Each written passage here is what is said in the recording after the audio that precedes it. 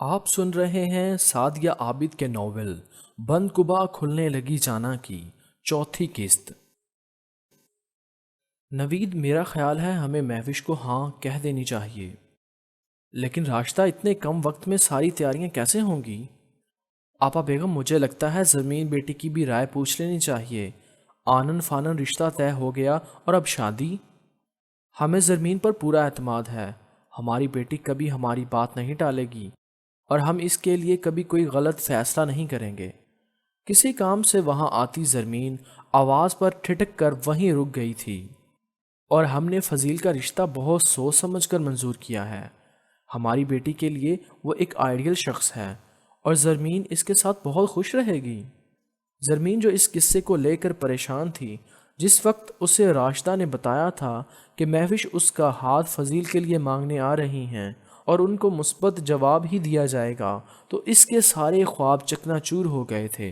وہ ماں سے کچھ کہنا چاہتی تھی مگر کہہ نہیں سکی، اور اس کی سونی کلائیاں بھاری کنگنوں سے سج گئیں، اور آج باپ کا مان بھرا لہجہ وہ اپنے آنسو صاف کرتی وہاں سے ہٹ گئی تھی۔ آپ دیکھ لیں راشدہ، اگر آپ اتنی جلدی سب کچھ مینج کر سکتی ہیں تو مہوش کو جو وہ کہیں تاریخ دے دیں، لیکن کسی چیز کی کمی نہیں ہونی چاہیے۔ ہم اپنی بیٹی کو وہ سب دیں گے جو اس کا حق ہے، لیکن ان لوگوں نے جہیز لینے سے سختی سے انکار کر دیا ہے۔ ٹھیک ہے، سوچ کر آپ مجھے بتا دیجئے گا۔ فریدہ کو بھی بلا لیں اور آپ خواتین مل کر فیصلہ کر لیں، پھر اسی کے تحت مجھے جو کرنا ہوگا وہ کر لوں گا۔ اور آپ پہلے زرمین سے ضرور پوچھ لیں، اگر وہ وقت چاہے تو اس کی خواہش کا احترام کیا جائے۔ انہوں نے فیصلے کی ڈور ان خواتین کے ہاتھ میں تھما دی تھی۔ حنین کہاں ہے؟ انہوں نے کھانا کھایا کہ نہیں؟ نہیں، کمرہ بند کیے پڑی ہے اور اسی وقت باہر نکلے گی جب اسے آفس جانے کی اجازت ملے گی۔ نہ جانے کہاں سے خناس سما گیا ہے اس کے دماغ میں۔ ساجدہ تو اسے سمجھا سمجھا کر تھک گئی تھی، مگر وہ اپنے فیصلے سے ایک انچ ہٹنے کو تیار نہ تھی، اور وہ اسے سخت باتیں سناتی اس کے کمرے سے نکل آئی تھیں، اور وہ جب سے ہی لوک لگائے بیٹھی تھی۔ اسجد کہاں ہے؟ دوپہر میں گھر آیا تھا؟ نہیں، وہ صبح سے نکلا تو ابھی تک نہیں آیا۔ کیا آفس نہیں گیا؟ آفس آیا تو تھا مگر 12-1 بجے کے قریب وہاں سے نکل گیا تھا، جبکہ 2 بجے اس کی ایک اہم میٹنگ بھی تھی۔ میں نے اس سے رابطہ یہ سوچ کر نہیں کیا کہ وہ اتنا غیر ذمہ دار نہیں ہے، کچھ سوچ کر ہی میٹنگ کینسل کی ہوگی، اور اب تو 8 بجنے والے ہیں، اب تک تو اسے آ جانا چاہیے تھا۔ وہ اسجد کا نمبر ملانے لگے تھے، لائن کاٹ دی گئی تھی، اور تقریباً 10 منٹ بعد وہ گھر میں داخل ہوا تھا، اور سلامتی بھیجتا تھکے تھکے انداز میں وہ صوفے پر بیٹھ گیا تھا۔ اسجد، سب خیریت تو ہے بیٹا؟ جی امی، بس کچھ تھک گیا ہوں۔ یہ زرمین کہاں ہے؟ اس سے کہہ کر ایک کپ چائے بنوا دیں، سر میں بہت درد ہو رہا ہے۔ ارحم نے اس سے کہا تھا کہ وہ خود سب کچھ ہینڈل کر لے گا، اس لیے وہ گھر میں کچھ نہ بتائے۔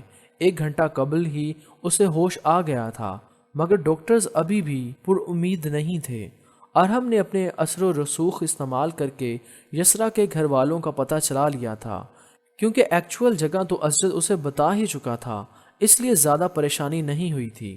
یسرا کی خالہ اور ان کا بیٹا وہاں آ تو گئے تھے، مگر ان کے چہروں سے پریشانی نہیں ٹپک رہی تھی، ان کے چہروں سے بلا ٹلنے کی امید ٹپک رہی تھی، اور خالہ نے تو صاف کہہ دیا تھا کہ وہ بہت غریب ہیں، کسی سرکاری ہسپتال میں علاج نہیں کروا سکتی۔ کجا شہر کے مہنگے ترین پرائیویٹ ہسپتال میں اسجد نے علاج کروانے کی ذمہ داری اٹھا لی تھی، اور ان کے ہاتھ پر 10,000 رکھ کر وہ ارحم کے کہنے پر ہسپتال سے نکل آیا تھا۔ اسجد کی اتنی مہربانیوں کو ارحم سمجھ نہیں پا رہا تھا، ایسا نہیں لگ رہا تھا کہ وہ یہ سب خوف کے پیش نظر کر رہا ہے۔ اس کا پسمردہ چہرہ ارحم کو بہت کچھ سمجھا رہا تھا، مگر اس وقت اس نے اسجد سے کچھ بھی پوچھنا مناسب نہیں سمجھا تھا۔ تمہاری طبیعت تو ٹھیک ہے بیٹا؟ چچی ٹھیک ہوں، میں بس کچھ تھکن۔ بات کیا ہے اسجد؟ تم نے میٹنگ بھی کینسل کر دی اور اس وقت آ کہاں سے رہے ہو؟ ابو ایک دوست کی طرف نکل گیا تھا، اس کی طبیعت کچھ ٹھیک نہیں تھی، اور صبح جو کچھ ہوا گھر میں، اس کے بعد میٹنگ اٹینڈ کرنا نہیں چاہ رہا تھا، کیونکہ میں نہیں چاہتا تھا اتنے ماہ کی محنت پل بھر میں ضائع ہو جائے۔ وہ کچھ تلخ ہوا تھا۔ تم صبح ناشتہ کیے بغیر ہی چلے گئے، اس کا مجھے بہت افسوس ہے بیٹا۔ ساجدہ ایک بار پھر شرمندگی کے حصار میں لپٹ سی گئی تھی۔ پلیز چچی، میں نے آفس میں کھا لیا تھا۔ اسے اپنی غلطی کا احساس ہوا تھا اور کچھ کہنا چاہتا تھا، لیکن کہتے کہتے رک کر اس نے جھوٹ کا سہارا لیا تھا، ورنہ اس نے صبح سے کچھ نہیں کھایا تھا۔ اسجد، صبح جو کچھ ہوا میں نہیں چاہتا وہ پھر دوبارہ دہرایا جائے۔ حنین کو میں نے اجازت دی ہے اور اس معاملے میں تمہیں بولنے کی ضرورت نہیں ہے۔ وہی تو میں حیران ہوں، آپ نے اسے اجازت دے کیسے دی؟ اب تم مجھے بتاؤ گے کہ مجھے کیا کرنا ہے اور کیا نہیں؟ اس کا تلخ لہجہ انہیں کچھ غصہ دلا گیا تھا۔ میں نے یہ نہیں کہا ابو، لیکن یہ بات مجھے پسند نہیں ہے، اس لیے میں نہیں چاہتا کہ حنین آفس جوائن کرے۔ اگر وہ ایسا کرے گی تو میں آفس نہیں آؤں گا، اور یہ میرا اٹل فیصلہ ہے۔ وہ کہہ کر رکا نہیں تھا، اور حنین جو باہر کھڑی اندر ہونے والی تکرار سن رہی تھی، اسے بے تحاشا غصہ آ گیا تھا اور وہ اندر جانے کی بجائے اس کے روم میں چلی آئی تھی۔ اسجد اپنے سیل فون سے ارحم کا نمبر ڈائل کر رہا تھا، مگر اسے دیکھ کر رک گیا تھا۔ تم میرے کمرے میں کیا کر رہی ہو؟ مجھے آپ سے بات کرنی ہے۔ مجھے تم سے کوئی بات نہیں کرنی، میرے کمرے سے اسی وقت چلی جاؤ۔ لیکن میں آپ کے روم سے بات کیے بغیر نہیں جاؤں گی۔ اس کے غصے کو وہ کسی خاطر میں نہ لاتے ہوئے آگے بڑھ آئی تھی۔ میں کم از کم اس وقت تم سے کوئی بھی بات نہیں کرنا چاہتا حنین، میں پہلے ہی ڈسٹرب ہوں، تو مجھے مزید پریشان نہ کرو۔ جو بات کرنی ہو صبح کر لینا۔ مجھے بات ابھی اس لیے کرنی ہے تاکہ آپ کو بتا دوں کہ صبح میں آفس جوائن کر رہی ہوں۔ صبح کوئی بدمزگی نہ ہو، اس لیے ابھی سے بتا دیا ہے۔ تمہاری سمجھ میں ایک دفعہ کی بات نہیں آتی؟ کہہ چکا ہوں کہ تم آفس نہیں آؤ گی، تو بار بار اس ذکر کو نکالنے کا مقصد؟ اسجد کو یکدم اشتعال نے اپنی لپیٹ میں لے لیا تھا۔ اس نے غصے میں آ کر اس کا بازو سختی سے دبوچا تھا، مگر دوسرے ہی لمحے اپنی بات کے اختتام پر ایک جھٹکے سے اس کا بازو چھوڑ بھی دیا تھا۔ جب مجھے تایا ابو خود اجازت دے چکے ہیں تو آپ کیوں اس معاملے میں فضول بولے جا رہے ہیں؟ وہ اس کے غصے سے خائف تو ہوئی تھی، مگر بولے بنا بھی نہیں رہی تھی۔ کیونکہ میں نہیں چاہتا کہ تم آفس آؤ، وہ دہاڑا تھا۔ آپ مجھے روک نہیں سکتے، میں اپنی مرضی کی آپ مختار ہوں، آپ مجھ پر اپنے فیصلے زبردستی ٹھونس نہیں سکتے۔ وہ دو بدو بول رہی تھی۔ یسرا کو لے کر اس کا ذہن پہلے ہی منتشر تھا۔ حنین کا نڈر انداز اس کے ذہن پر ہتھوڑے سے برسا رہا تھا۔ اور تم میرے فیصلے کو بدل نہیں سکتی۔ اب میرے کمرے سے دفع ہو جاؤ، مجھے تم سے کوئی بحث نہیں کرنی۔ آپ منع کرتے رہیں، میں کل آپ کو آفس آ کر دکھاؤں گی۔ اتنی بے عزتی پر تو وہ چراغ پا ہو گئی تھی، اس لیے وہ بہت تیز لہجے میں بولی تھی، تم آ کر تو دکھاؤ، ٹانگیں توڑ دوں گا میں تمہاری۔ آپ ہوتے کون ہیں میری ٹانگیں توڑنے والے؟ باپ مر گیا ہے لیکن میری ماں ابھی زندہ ہے، لاوارث نہیں ہوں میں۔ وہ اب رو رہی تھی۔ تم پلیز اس وقت یہاں سے چلی جاؤ، میں ابو اور چچی سے بات کر لوں گا۔ جو بات کرنی ہے مجھ سے کریں، زندگی میری ہے، فیصلہ بھی میرا ہی ہوگا، اور آپ مجھے کچھ بھی کرنے سے روک نہیں سکتے۔ اور آپ آفس جانے سے مجھے کیوں روک رہے ہیں؟ جتنا حق آپ کا ہے اس گھر پر اور بزنس پر، اتنا ہی میرا بھی ہے، اس لیے آپ چٹاخ بہت بڑی ہو گئی ہو نا، جو حق کی بات کرو گی، جائیداد میں حصہ مانگو گی۔ وہ اس کی بات پر اشتعال پر قابو نہیں رکھ پایا تھا اور اس پر ہاتھ اٹھا لیا تھا۔ وہ پھٹی پھٹی نگاہوں سے اپنے گال پر ہاتھ رکھے اسے دیکھ رہی تھی۔ یکدم بہت روتے ہوئے وہاں سے نکلنے لگی تھی، مگر اس نے بازو پکڑ لیا تھا۔ حنین، آئی ایم سوری، میں تم پر ہاتھ نہیں اٹھانا۔ وہ جھٹکے سے بازو چھڑاتی وہاں سے بھاگی تھی۔ او شٹ، اسے افسوس ہو رہا تھا، لیکن بجتے ہوئے موبائل نے بہت جلد اسے اس کیفیت سے نکال لیا تھا۔ ہاں بولو ارحم، سب ٹھیک تو ہے؟ یو ڈونٹ وری اسجد، سب ٹھیک ہے، وہ لڑکی اب خطرے سے باہر ہے۔ او تھینک گاڈ، اس نے ایک اطمینان سا محسوس کیا تھا۔ ڈاکٹرز کیا کہہ رہے ہیں؟ کب تک اسے ڈسچارج کر دیں گے؟ کچھ ہفتے یا ماہ بھی لگ سکتے ہیں۔ اس کی ریڑھ کی ہڈی بہت بری طرح متاثر ہوئی ہے، اسے مکمل بیڈ ریسٹ کرنا ہوگا اور تقریباً ہفتہ تو لگے گا، پھر ہی ڈاکٹرز کچھ بتا سکیں گے کہ وہ چل سکے گی یا نہیں۔ لڑکی کے گھر والے وہ کیا کہہ رہے ہیں؟ ان کی بے حسی تو تم اپنی آنکھوں سے دیکھ ہی چکے ہو۔ لڑکی کے پیرنٹس تو ہیں نہیں، اور وہ جو اس کی خالہ ہیں ان کو اس کے جینے اور مرنے سے فرق نہیں پڑتا۔ وہ کہہ رہی تھی کہ ہم لوگ علاج کا خرچہ اٹھا سکتے ہیں تو ٹھیک، ورنہ وہ اسے کسی سرکاری ہسپتال۔ ہرگز نہیں ارحم، سارا خرچہ میں اٹھاؤں گا، اس کی حالت کا میں ذمہ دار ہوں۔ میری وجہ سے وہ موت کے منہ سے نکلی ہے اور میں نہیں چاہتا کہ وہ میری وجہ سے اپاہج ہو جائے۔ اسجد وہ سب ٹھیک ہے، ہمارا انسانی فرض بھی ہے کہ ہم اس لڑکی کی مدد کریں، مگر ڈاکٹرز کے مطابق وہ ان کے ساتھ کوپریٹ نہیں کر رہی۔ جب سے ہوش میں آئی ہے یہی کہے جا رہی ہے کہ اسے زندہ نہیں رہنا، وہ مر جانا چاہتی ہے۔ ان باتوں کا کیا مطلب نکلتا ہے؟ ایکسیڈنٹ میں تمہاری غلطی نہیں ہے، بلکہ وہ جان کر تمہاری گاڑی کے سامنے آئی۔ I am right? اس کا انداز خاص تفتیشی تھا۔ بات کچھ اسی طرح کی ہے ارحم، وہ لڑکی اچانک ہی میری گاڑی کے سامنے آ گئی، میں بریک بھی نہیں لگا سکا۔ غلطی اس لڑکی کی تھی ارحم، مگر کہیں نہ کہیں میں ذمہ دار ہوں۔ اسے کچھ ہو گیا تو شاید میں زندگی بھر خود کو معاف نہ کر سکوں۔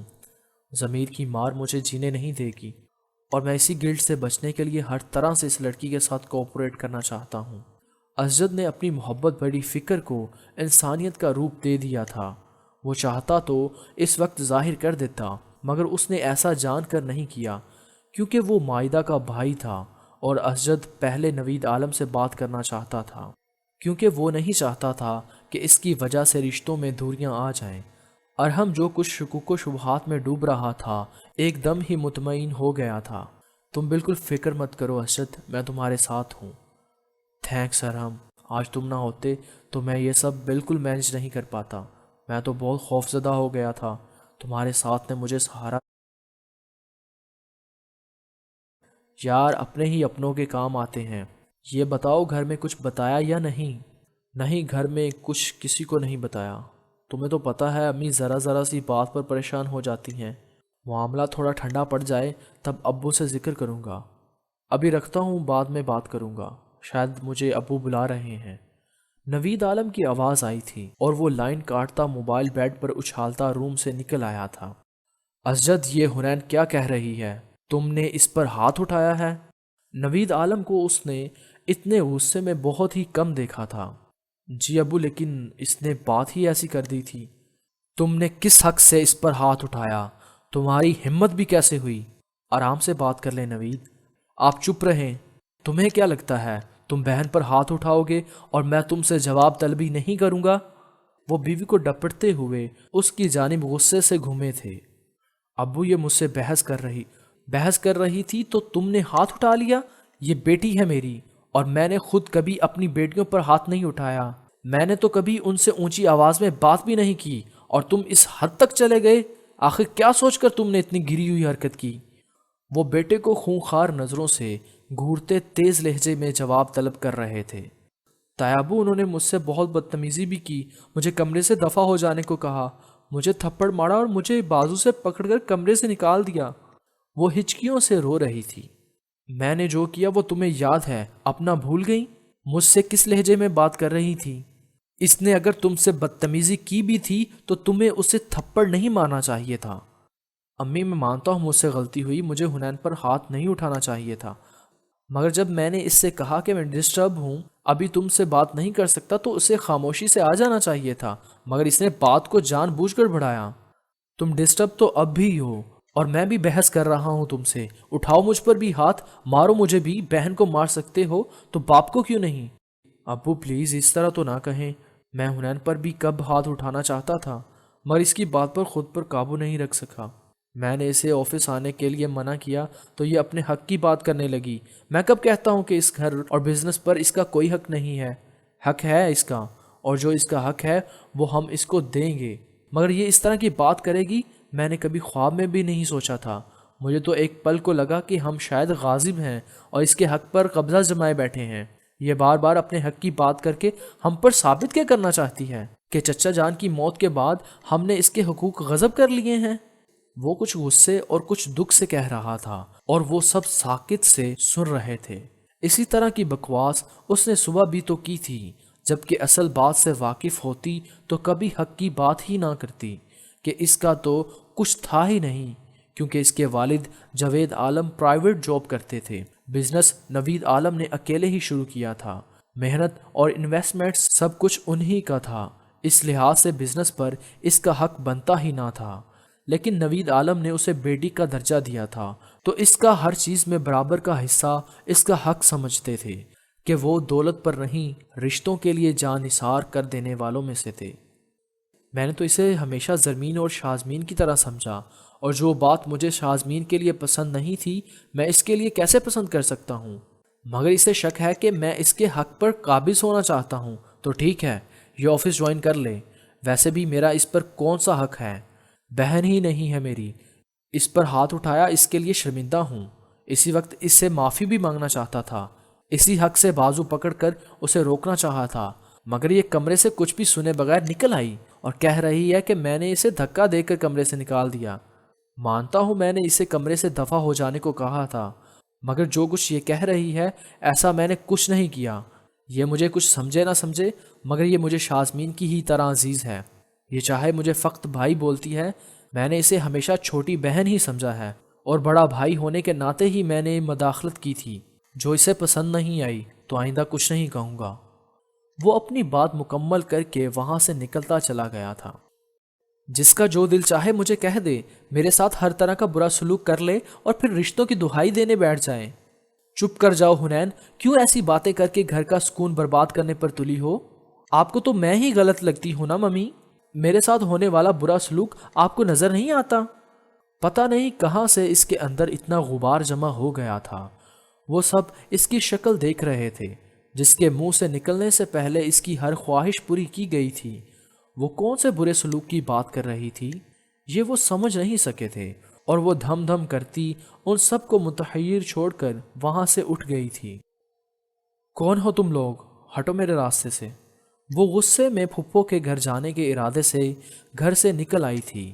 ان کے گھر سے اسٹاپ واکنگ ڈسٹنس پر ہی تھا۔ وہاں تک پہنچنے میں اسے بمشکل سے 3 سے 4 منٹ لگے ہوں گے۔ وہ اسٹاپ پر آ کر کھڑی ہی ہوئی تھی کہ اسٹاپ کی دوسری جانب کھڑے 2 لڑکے اسے اکیلا دیکھ کر اس کے دائیں بائیں آ کھڑے ہوئے تھے، اور جیسے ہی اس نے وہاں سے ہٹنا چاہا تھا کہ ایک اس کے سامنے آ کھڑا ہوا تھا اور ڈر کے مارے اس کی جان نکلنے لگی تھی۔ کہاں جانا ہے؟ ہمیں بتاؤ، ہم چھوڑ آئیں گے۔ ایک نے اپنی خدمات پیش کی تھیں۔ میں خود چلی جاؤں گی، راستہ دو۔ ایسے کیسے راستہ دے دیں میری جان؟ دوسرے نے اس کا ہاتھ پکڑ لیا تھا۔ اب تو تمہارے سارے راستے ہم تک ہی آتے ہیں۔ بکواس مت کرو اور ہاتھ چھوڑو میرا۔ وہ ہاتھ چھڑا لینے کو زور لگا رہی تھی، مگر اس کی گرفت سخت ہو گئی تھی۔ اتنی آسانی سے تو نہیں چھوڑیں گے، اس نے دانت نکالتے ہوئے کمینگی سے کہا۔ رات کے اندھیرے میں ہلکی ہلکی روشنی میں وہ گھبرائی ہوئی بھاگنے کو پر تولتی حنین کو ترنوالا ہی سمجھ رہے تھے۔ خوبصورت گلابی چہرہ، بڑی بڑی غلافی آنکھیں، متناسب سراپا، اس کا دوپٹہ بڑی ہی لاپرواہی سے ایک کاندھے پر پڑا تھا۔ وہ دونوں اسے کھینچنے لگے تھے اور وہ بری طرح چلاتے ہوئے کسی کو مدد کے لیے پکارنے لگی تھی۔ چھوڑو مجھے، تایا ابو، اسجد، ہیلپ می، چھوڑو میرا ہاتھ، ممی۔ شرافت سے چلتی ہے یا تجھے زبردستی اٹھا لے جائیں؟ میں تم لوگوں کے ساتھ نہیں جاؤں گی، چھوڑو مجھے۔ رات کے 10 بج رہے تھے، اس لیے نہ لوگ تھے اور نہ ہی گاڑیاں آ جا رہی تھیں کہ یکدم ایک پولیس جیپ آ کر رکی تھی، اور بیک ڈور کھول کر جو باہر آیا تھا اس پر نظر پڑتے ہی حنین کی جان میں جان آ گئی تھی۔ ارحم بھیا؟ اس لڑکے نے حنین کا ہاتھ چھوڑ دیا تھا اور وہ بھاگ کر اس کے چوڑے سینے میں سما گئی تھی۔ مجھے بچا لیں ارحم بھیا، یہ مجھے زبردستی اپنے ساتھ لے جا رہے تھے، وہ اس کے سینے سے لگی بلکتے ہوئے کہہ رہی تھی۔ اس نے بائیں ہاتھ سے اسے سہارا دیا تھا اور دائیں ہاتھ سے ریوالور نکال کر بھاگتے ہوئے نوجوانوں کا نشانہ بنایا تھا۔ ہلنے کی کوشش بھی مت کرنا ورنہ میں گولی چلا دوں گا۔ اس کی دھمکی کا کوئی اثر نہ ہوا تھا۔ اس نے ہوائی فائر کیا تھا اور ان دونوں نے جہاں تھے وہیں رک کر ہاتھ اوپر کر دیے تھے۔ حوالدار نے آگے بڑھ کر ان دونوں کو ہتکڑی لگا دی تھی۔ کاشف، آپ ان دونوں کو حوالات میں لے جا کر بند کر دیں، صبح ڈیوٹی پر آنے کے بعد میں دیکھ لوں گا۔ اب آپ جاؤ، میں گھر خود چلا جاؤں گا۔ سپاہی اسے سلیوٹ کرتا جیپ کی جانب بڑھ گیا تھا۔ ارحم ڈیوٹی آف کر کے گھر کے لیے نکلا تھا کہ اسے خیال آیا تھا کہ وہ ماموں جان سے مل آئے، اور اسی خیال سے وہ اس طرف نکل آیا تھا۔ تم اتنی رات میں یہاں کیا کر رہی تھی؟ وہ جیپ کے آگے بڑھتے ہی ساتھ کھڑی حنین سے مخاطب ہوا تھا، مگر اس نے کوئی جواب نہیں دیا تھا۔ میں کچھ پوچھ رہا ہوں حنین کہ تم اتنی رات گئے اکیلی یہاں کیا کر رہی ہو؟ وہ دبے دبے انداز میں غرایا تھا، مگر وہ بس روئے جا رہی تھی، بولی اب بھی کچھ نہیں تھی۔ ارحم نے اس کا ہاتھ پکڑا تھا اور آگے بڑھنے لگا تھا، مگر اسے رک جانا پڑا تھا کیونکہ وہ وہاں سے ہلی بھی نہیں تھی۔ اب کیا ہوا، گھر چلو۔ میں گھر نہیں جاؤں گی۔ واٹ، دماغ خراب ہو گیا ہے تمہارا؟ گھر کیوں نہیں جاؤ گی؟ وہ رک کر اسے دیکھنے لگا تھا۔ مجھے پھپھو کے پاس جانا ہے۔ گھر پر کوئی بات ہوئی ہے؟ میں ابھی آپ کو کچھ نہیں بتا سکتی، مجھے اپنے گھر لے جائیں۔ میں تایا ابو کے گھر نہیں جاؤں گی، وہاں کسی کو مجھ سے محبت نہیں ہے، کسی کو میری ضرورت بھی نہیں ہے۔ لہجہ جذباتی اور شکوہ کناں تھا۔ تم کیا بکواس کر رہی ہو؟ مجھے کچھ سمجھ نہیں آ رہا۔ سب کو یہی لگتا ہے کہ میں بکواس کر رہی ہوں۔ آپ مجھے پھپھو کے پاس نہیں لے جا سکتے تو ٹھیک ہے، میں خود ہی چلی جاؤں گی۔ دماغ خراب ہو گیا ہے تمہارا اور کچھ نہیں۔ خود کیسے جاؤ گی؟ جیسے ابھی جا رہی تھی ویسے؟ وہ جاتی ہوئی حنین کا راستہ روکتے ہوئے نہایت طنز سے بولا تھا۔ آپ کچھ بھی کہیں، مجھے اپنے گھر لے جا سکتے ہیں تو گھر پر کسی کو معلوم ہے یا تم بغیر بتائے گھر سے نکلی ہو؟ میں کسی کو کیوں بتاؤں جب کسی کو میری پرواہ ہی نہیں ہے؟ ممی نے مجھ پر ہاتھ اٹھایا، تائی نے ڈانٹا، اور تو اور اسجد بھائی، انہوں نے بھی مجھے تھپڑ مارا۔ اب میں کبھی اس گھر میں نہیں جاؤں گی، مجھے پھپھو کے پاس جانا ہے۔ وہ بری طرح روتی ہوئی حنین کو محض دیکھ کر رہ گیا تھا۔ اوکے تم رو نہیں، میں تمہیں گھر لے چلتا ہوں۔ وہ ماموں کے گھر جانے کا ارادہ ملتوی کر گیا تھا۔ گھر سے کب نکلی تھی؟ وہ یہ اندازہ لگانا چاہ رہا تھا کہ اس کی غیر موجودگی کا ان لوگوں کو علم ہو گیا ہوگا یا نہیں۔ بہت دیر ہو گئی ہوگی، میں نے تو سوچا تھا کہ رکشے سے آپ کے گھر چلی جاؤں گی، اسی لیے یہاں سٹاپ تک آئی تھی، مگر وہ دونوں نہ جانے کہاں سے آ گئے اور مجھ سے بدتمیزی کرنے لگے۔ وہ روتے ہوئے اسے بتا رہی تھی۔ جبھی کافی دیر بعد ایک آٹو وہاں سے گزرا تھا جسے ارحم نے ہاتھ دے دیا تھا۔ حنین چپ کر جاؤ، ہم گھر چل رہے ہیں۔ ارحم نے بمشکل اشتعال کو قابو میں کرتے ہوئے اسے رکشے میں بیٹھنے کو کہا تھا۔ السلام علیکم مامو جان، کیسے ہیں آپ؟ نوید عالم کا سیل نمبر دیکھ کر اس نے پہلی ہی بیل پر کال ریسیو کر لی تھی، کیونکہ ویسے بھی انہی کو کال کرنے کے لیے سیل فون جیب سے نکالا تھا۔ ارحم، وہ حنین کہیں چلی گئی ہے، تم اسے ڈھونڈو، وہ نہ جانے کہاں ہوگی۔ وہ اس کے سلام کا جواب دیے بغیر تیزی سے بولے تھے۔ پریشان نہ ہو مامو جان، حنین میرے ساتھ ہے۔ کیا تمہارے ساتھ؟ مگر وہ تمہیں ملی کہاں؟ وہ سب بعد میں بتا دوں گا، فی الحال تو میں اسے لے کر گھر جا رہا ہوں۔ تم اسے گھر کیوں نہیں لے آتے؟ ساجدہ کا تو رو رو کر برا حال ہو رہا ہے۔ حنین گھر نہیں آنا چاہتی، اس لیے میں اسے اپنے ساتھ لے جا رہا ہوں۔ ارحم نے وجہ بتائی تھی اور انہوں نے آنے کا کہہ کر فون بند کر دیا تھا۔ اس کا سیل پھر بجنے لگا تھا۔ ارحم پریشان نہ ہو، حنین میرے ساتھ ہے، گھر آ کر بات کرتا ہوں۔ اسے کچھ بولنے کا موقع دیے بغیر اس نے لائن کاٹ دی تھی۔ آپ نے تایا ابو کو کیوں بتایا کہ میں آپ کے ساتھ؟ شٹ اپ حنین، تمہیں اندازہ ہی نہیں کہ وہ سب کتنے پریشان ہیں۔ اس کے ڈپٹنے پر وہ خاموش ہو کر بیٹھ گئی تھی۔ امی، حنین اپنے کمرے میں نہیں ہے۔ زرمین اس کا کھانا لے کر گئی تھی مگر وہ کمرے میں نہیں تھی۔ اس نے نیچے آ کر بتا دیا تھا۔ واٹ؟ یہ آپ کیا کہہ رہی ہو زرمین بیٹا؟ ٹھیک سے دیکھنا تھا، وہیں ہوگی، جا کہاں سکتی ہے حنین؟ ابو میں نے پورا کمرہ، واش روم، اسٹڈی، ہر جگہ دیکھا مگر وہ کہیں نہیں ہے، زرمین پریشانی سے بولی تھی۔ اور اس کے بعد حنین کو گھر کے کونے کونے میں ڈھونڈا گیا مگر وہ گھر میں ہوتی تو ملتی۔ ابو مین گیٹ کھلا ہوا ہے، شاید وہ کہیں چلی گئی ہے، اسجد نے باہر سے اندر آتے ہوئے کہا تھا۔ اتنی رات وہ کہاں جا سکتی ہے؟ اسے تو ڈھنگ سے راستے بھی نہیں پتا۔ ساجدہ روتے ہوئے صوفے پر ڈھہ سی گئی تھی۔ یہی کچھ حال راشدہ کا بھی تھا۔ ہو سکتا ہے وہ پھپھو کی طرف چلی گئی ہو، ہمیں پھپھو کے ہاں کال کر کے پوچھنا چاہیے، شازمین نے مشورہ دیا تھا۔ ہاں شاید ہو سکتا ہے وہ وہیں چلی گئی ہو، مگر ڈائریکٹ کچھ مت پوچھنا ورنہ پھپھو پریشان ہو جائیں گی۔ اسجد نے اس کی بات کی حمایت کرتے ہوئے ساتھ ہی ہدایت بھی کی تھی۔ شازمین پی ٹی سیل سے پھپھو کے گھر کا نمبر ملانے لگی تھی۔ وہ ٹینشن میں یہ بھی بھول گئی تھی کہ جب سے اس کی منگنی ہوئی تھی وہ نہ وہاں جاتی تھی نہ ہی خود۔ ہیلو، میں شازمین بات کر رہی ہوں۔ کال ریسیو ہوتے ہی وہ بولی تھی۔ زہ نصیب، آج کیسے میری یاد آ گئی؟ راہم کا خوشگوار لہجہ اس کے کانوں میں گونجا تھا۔ پھپھو ہیں گھر میں؟ مجھے پھپھو سے بات کرنی ہے۔ پھپھو کے بیٹے سے بات نہیں کر سکتی؟ شرارت سے پوچھا گیا تھا۔ پلیز پھپھو کو فون دے دیں۔ وہ ملتجی ہوئی تھی اور اس کی بھرائی ہوئی آواز اسے پریشان کر گئی تھی۔ شاز، سب خیریت تو ہے؟ حنین، اس کی آواز حلق میں پھنس گئی تھی اور وہ اسجد کی ہدایت بھی بھول گئی تھی۔ حنین؟ کیا ہوا حنین کو؟ کچھ تو بولو شاسمین، وہ حنین پتہ نہیں کہاں چلی گئی ہے۔ کیا؟ کب؟ مگر تم پریشان نہ ہو، میں ارحم بھیا سے بات کرتا ہوں۔ راہم کے کہنے پر اس نے ریسیور مزید کچھ کہے بغیر کریڈل پر ڈال دیا تھا۔ وہ وہاں نہیں ہے، راہم کہہ رہے تھے وہ ارحم بھیا سے بات کریں گے۔ شازمین نے اتنا ہی کہا تھا کہ نوید عالم ارحم کا نمبر ڈائل کرنے لگے تھے اور اس سے بات کر کے وہ مطمئن ہو گئے تھے۔ آپ لوگ پریشان نہ ہوں، حنین ارحم کے ساتھ ہے۔ ارحم کے ساتھ؟ وہ ارحم کو کہاں مل گئی؟ یہ تو مجھے بھی نہیں پتا، اور ارحم کہہ رہا تھا کہ وہ گھر نہیں آنا چاہتی، اس لیے وہ اسے اپنے ساتھ لے جا رہا ہے۔ بھائی صاحب، مجھے ابھی فریدہ کے گھر جانا ہے، ساجدہ درمیان میں کہہ اٹھی تھی، اور وہ دونوں نوید عالم کے ساتھ فریدہ کے ہاں جانے کے لیے نکل گئی تھیں۔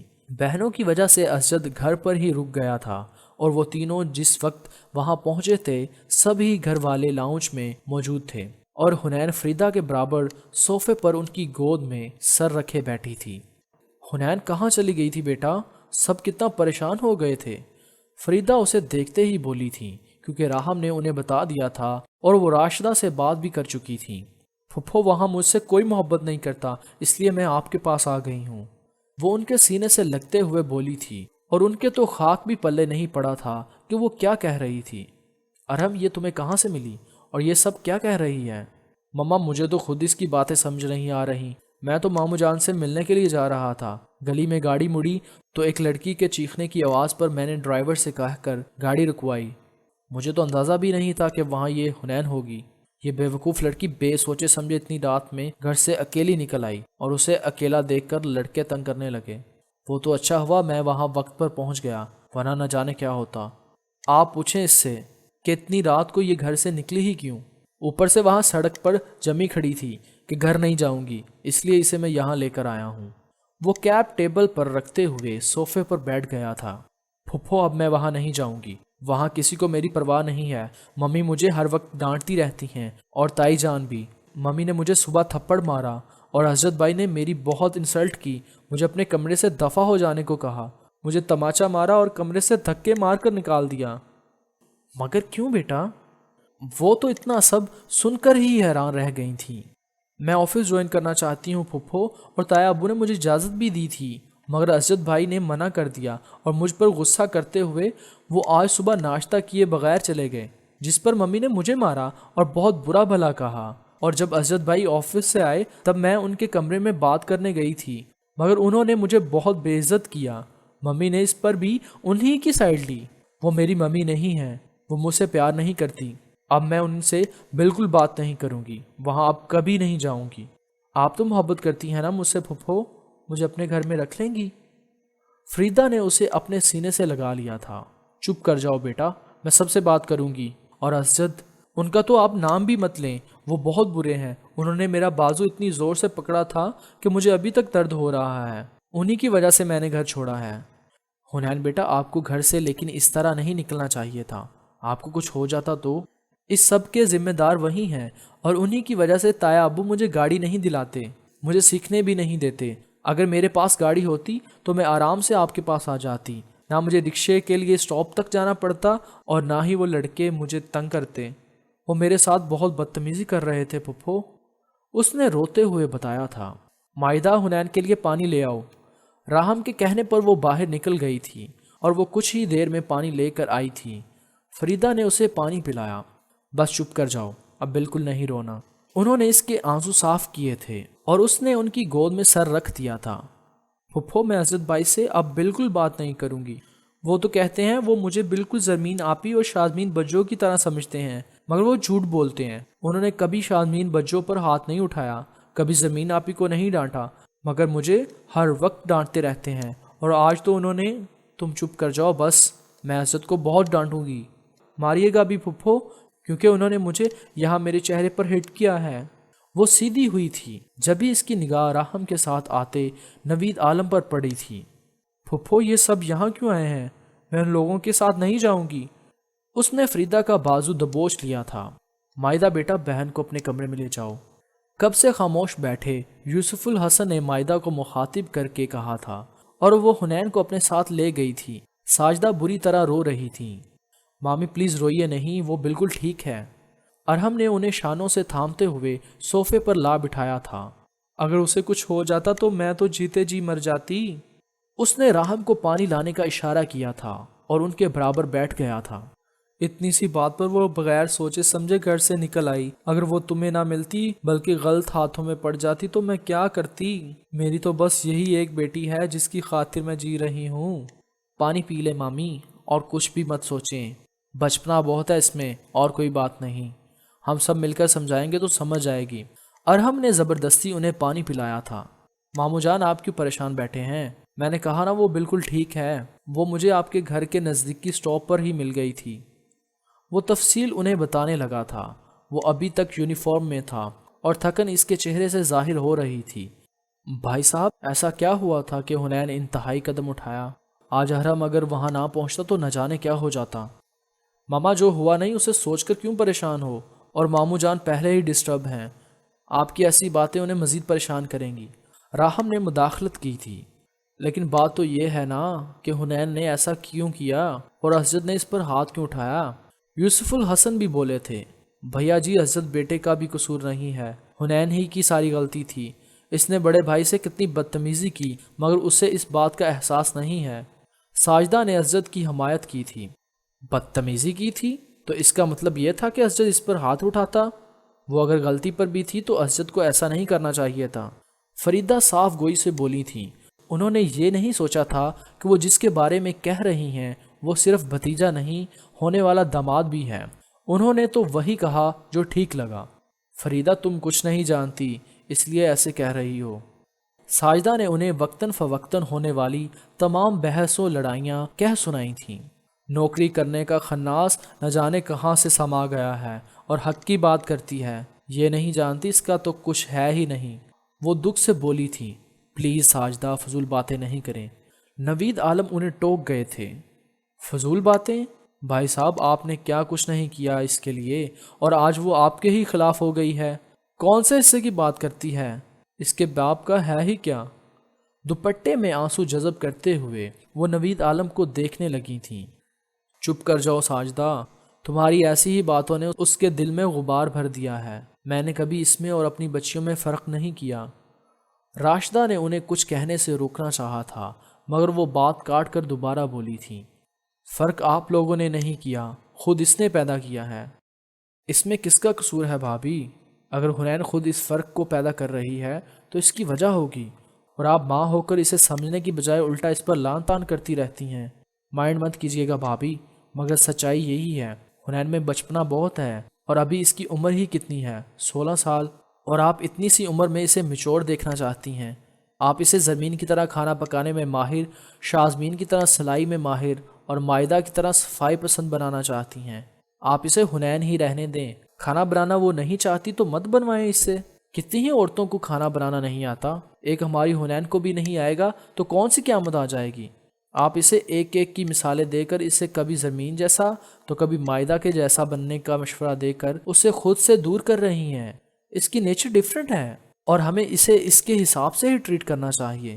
بچہ اگر ناجائز ضد کر رہا ہو تو اسے پیار سے روکا جائے تو بچہ مان لیتا ہے، مگر سختی کی جائے تو اس کی ضد بڑھ جاتی ہے، اور یہ والدین کے ہاتھوں میں ہی ہوتا ہے کہ وہ بچوں کو کس طرح کچھ برا کرنے سے روکیں۔ میں مانتی ہوں حنین نے آپ سب کے ساتھ بہت بدتمیزی کی، مگر اسے پیار سے سمجھایا جاتا تو وہ مان جاتی، مگر بات آپ لوگوں کے سخت رویے کی وجہ سے بڑھی۔ پہلے آپ نے اور بعد میں اسجد نے اس پر ہاتھ اٹھایا۔ اسجد کے ناشتہ کیے بغیر جانے کی ذمہ دار اسے ٹھہرایا گیا۔ ٹھیک ہے سبب وہی تھی مگر یہ اسے جتانا ضروری نہیں تھا، اور اس نے غصے میں جو قدم اٹھایا، اگر اس کے ساتھ کچھ غلط ہو جاتا اس کے نتیجے میں تو کون ذمہ دار ہوتا؟ کیونکہ اسے اتنی عقل نہیں ہے کہ وہ کیا کر رہی ہے۔ اسے ڈانٹا مارا گیا تو اس نے سوچا کوئی اس سے محبت نہیں کرتا، اس لیے وہ میرے پاس آنا چاہ رہی تھی، یعنی وہ محبت و توجہ چاہتی ہے۔ بچپن سے اس کے بہت لاڈ اٹھائے گئے ہیں، اب ہم اس کے ایک دم پیچھے پڑ جائیں گے تو وہ ہم سے ہی بدظن ہوگی۔ جب سے وہ میرے پاس آئی تھی بس اسجد کی برائی کر رہی تھی۔ ایسا نہیں ہے کہ وہ اسجد کو کچھ غلط کہہ رہی تھی، اس نے یہی کہا کہ وہ اسے بہن کہتا ہے، سمجھتا نہیں، جبکہ سچائی یہ نہیں ہے۔ ہم سب نے دیکھا ہے اسجد اس کی کتنی پرواہ کرتا ہے، اور بات یہی ہے اسجد کے اندر شدت پسندی بہت ہے، وہ اس کی پرواہ کرتا ہے، مگر جب کسی بھی بات کی مخالفت پر آتا ہے تو بے انتہا سختی سے کام لیتا ہے۔ اور وہ یہ سب برداشت نہیں کر پاتی۔ اسجد کی حرکت سے وہ بری طرح ہرٹ ہوئی ہے۔ میں اسجد کو جانتی ہوں، اس نے غصے میں جانے کو ضرور کہا ہوگا مگر ہاتھ پکڑ کر نکالا نہیں ہوگا۔ مگر وہ برملا کہہ رہی ہے کہ اسجد نے اسے کمرے سے نکالا تو ایسا نہیں ہے کہ وہ اس پر بہتان باندھ رہی ہے۔ اسجد کے انداز سے اسے ایسا لگا ہوگا تو اس نے وہی کہہ دیا۔ ہم سب کو اسے سمجھنے کی ضرورت ہے۔ محبت و اپنائیت سے اسے سمجھایا جائے گا تو وہ مان جائے گی، اور ظرف تو ہم سب کو ہی بڑا رکھنا ہوگا کیونکہ وہ تو ہے ہی سب سے چھوٹی۔ اسے اہمیت دیں گے تو ہی بات بنے گی، ورنہ بہت مشکل ہو جائے گی۔ فریدہ نے لمحوں میں حنین کے ساتھ سب ہی کی کمزوریاں بھی کھول کر رکھ دی تھیں۔ یہ بات مجھے بھی لگتی ہے، یہی میں بھی ساجدہ کو سمجھاتا ہوں، اسی لیے میں نے حنین کو آفس جوائن کرنے کی اجازت دے دی، کیونکہ میں حنین کو اچھی طرح سے سمجھتا ہوں۔ وہ 2-3 دن آفس جاتی اور اس کا شوق ختم۔ اور یہی بات میں اسجد کو بھی سمجھانا چاہ رہا تھا، مگر اسجد سے میں کھل کر بات نہیں کر سکا، اور حنین نے خود جا کر اس سے بات کر لی، اور وہ سب ہو گیا، ورنہ نوبت کبھی بھی یہاں تک نہ پہنچتی۔ نوید عالم نے ان کی بات کی حمایت میں ہی بات آگے بڑھاتے ہوئے اپنے دل کی بات سامنے رکھ دی تھی۔ چلیں بھائی، اب تو جو ہونا تھا ہو گیا، چل کر ہم سب کھانا کھا لیتے ہیں، بڑی ہی بھوک لگی ہے۔ مائدہ بیٹی، جا کر دسترخوان سجاؤ، ہم سب آ رہے ہیں۔ یوسف الحسن نے بات مزید آگے نکلنے سے پہلے ہی اسے ختم کر دینا چاہا تھا۔